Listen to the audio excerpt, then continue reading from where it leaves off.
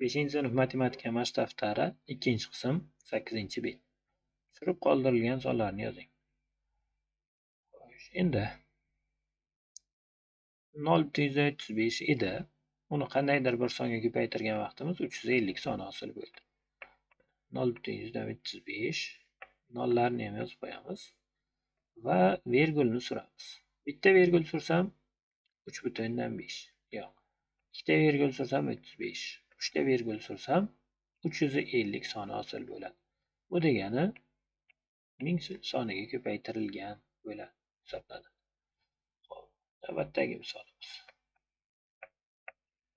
490 bo'lishi uchun nechta vergul surishim kerak? 1, 2.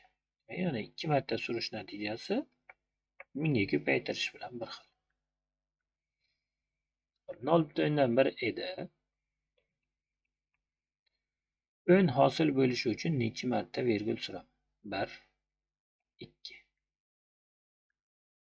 100 ga. Xo'p, bunisi 10. Navbatdagi misolimiz 100. Xo'p, keyingisi 1000. Endi bunisi ham 1000 ga ko'paytirilgan. 100 ga ko'paytirilgan bunisi. 1000 ga va oxirgisi 1000 ga. Mana ko'paytuvchilardan biriga e'tibor qilamiz va ko'paytmaga e'tibor qilamiz. Bu misollarni qanday qilib og'zaki bajarayotganim uchun aytyapman. 90,86 sonimizni qaysidir songa ko'paytirganimizda 90,086 son hosil bo'ldi. Vergul 6 dan keyingi o'tdi degani.